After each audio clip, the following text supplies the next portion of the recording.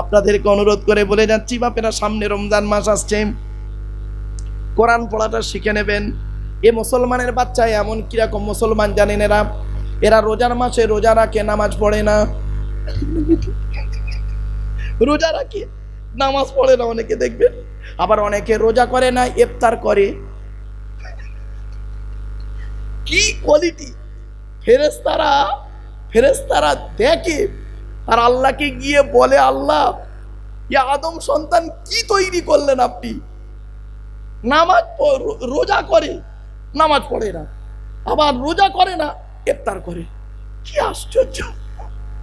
যাক আমার বাপেরা, চলো, এতক্ষণ আপনাদেরকে জাস্ট শুধু মায়ের পেটের ভিতরে ছিলাম সেই সম্পর্কে, দেহ সম্পর্কে কয়েক কটা কথা ইঙ্গিত আপনাদেরকে দিলাম। সৃষ্টিকর্তা বলছে, বান্দা শোন, এই পৃথিবীতে তোর আপন বলে কেউ নেই, কেউ তোর আপন নয়। তোর বাপ মা, ভাই বোন, স্ত্রী, ছেলে মেয়ে কেউ তোর আপন নয়। আমি সৃষ্টিকর্তা তোর আপন। সুতরাং পৃথিবীতে যদি খুশি করতে হয়, খুশি করতে গেলে পুরুষ তুমি 4 জনকে খুশি করো। কজন?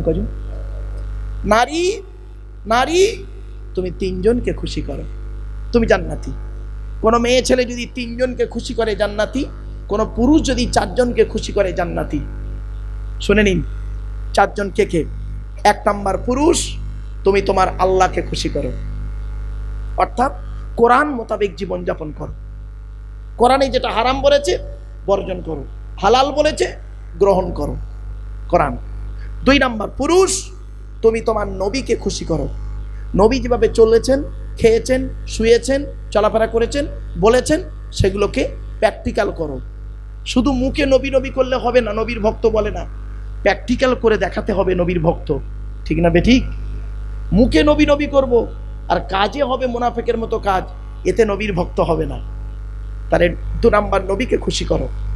3 নাম্বার, যুবক, তোমার জন্মদাতা বাপকে তুমি খুশি করো, জন্মদাতা বাপকে খুশি করো। যুবক, 4 নাম্বার, তোমার অভাগিনী মাকে খুশি করো। যাদের বাড়িতে বাম্মা বেঁচে আছে, আল্লাহর রহমত ঝরে ঝরে পড়বে। আচ্ছা বলেন তো বাপেরা, ছেলে কখন লাথি মারলে মা হাসে আর ছেলে কখন লাথি মারলে মা কাঁদে? কত সহজ ভাষায় বলছেন, কত সহজ ভাষায় আপনারা বলছেন। একবার ভাবুন তো, এই মা বোনেরা, বাচ্চা যখন মায়ের পেটের ভিতরে থাকে তখন লাথি মারলে মা হাসে, আর বাচ্চা যখন মায়ের পেট থেকে পৃথিবীর মুখ দেখে কারোর কথা শুনে মাকে যখন লাথি মারে, মা তখন অঝর নয়নে কাঁদে। দুটোই লাথি, ঠিক না বেঠিক? এও লাথি, ও লাথি, একটা পেটের ভেতরে, একটা পেটের বাইরে। বিবেককে প্রশ্ন করো, মায়ের ছোট্ট পেটে ছেলের জায়গা হয় 10 মাস 10 দিন। কত? মায়ের ছোট্ট পেটে ছেলের জায়গা হয় 10 মাস 10 দিন, আর ছেলের 10 কামরা বিল্ডিংয়ে অভাগিনী মায়ের একটু শোয়ার জায়গা হয় না।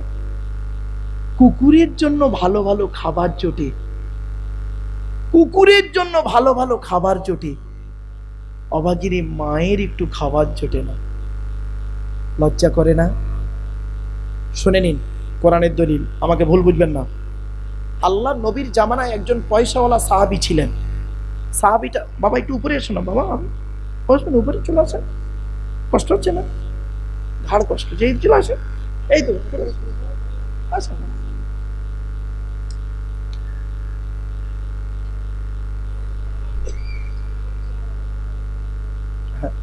কি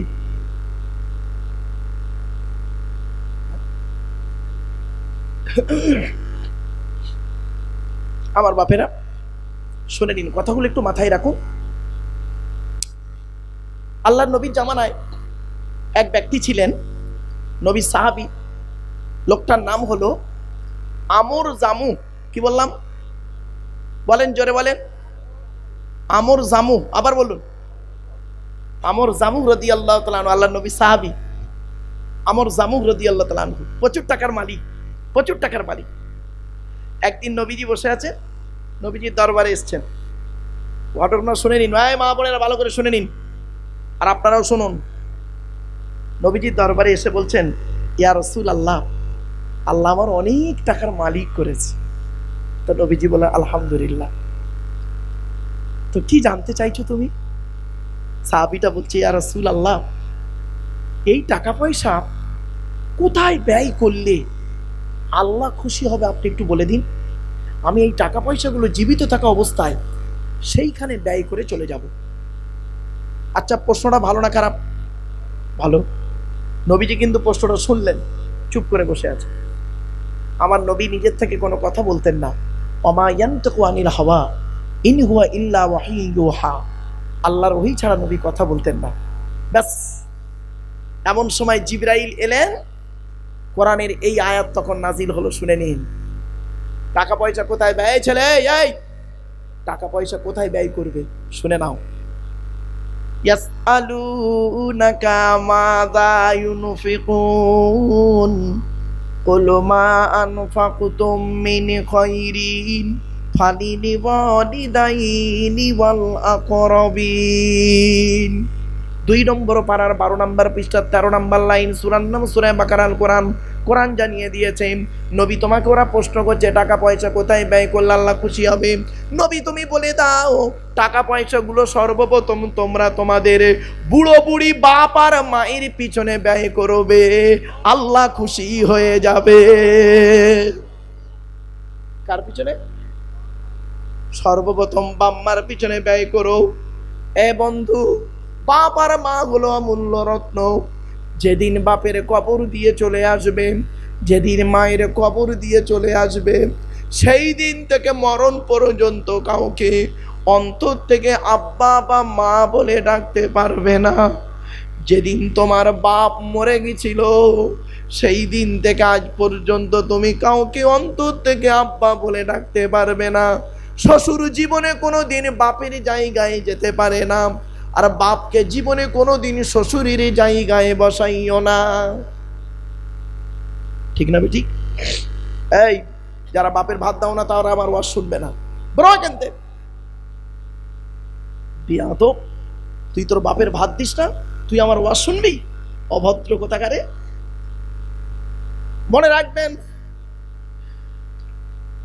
যাদের বাড়ি থেকে যখন বেরোবে, বাপ আর মা যদি বেঁচে থাকে, বাপ আর মায়ের দোয়া নিয়ে বাড়ি থেকে বেরোবে। বাপ আর মায়ের দোয়া যদি তোমার সঙ্গে থাকে, লরির তলার ভেতরে ঢুকে যাবে, গাড়ির তলার ভেতরে ঢুকে যাবে। আমার আল্লাহ করবে কি, বাম্মার দোয়ার ওসিলায় গাড়ির তলার ভেতর থেকে জীবিত টেনে বের করে আনবে। খবরদার বাম্মাকে কাঁদাইও না। এখানে কত মানুষ বসে আছে বাম্মা হারা সন্তান, কত মানুষ বসে আছে বাপ মরে গেছে, মা মরে গেছে, ঠিক না বেটি? আবার কত বাম্মা দেখতে পায়নি, মায়ের পেটে ছিল, বাপ মরে গেছে, বাপ কি জিনিস জানি না।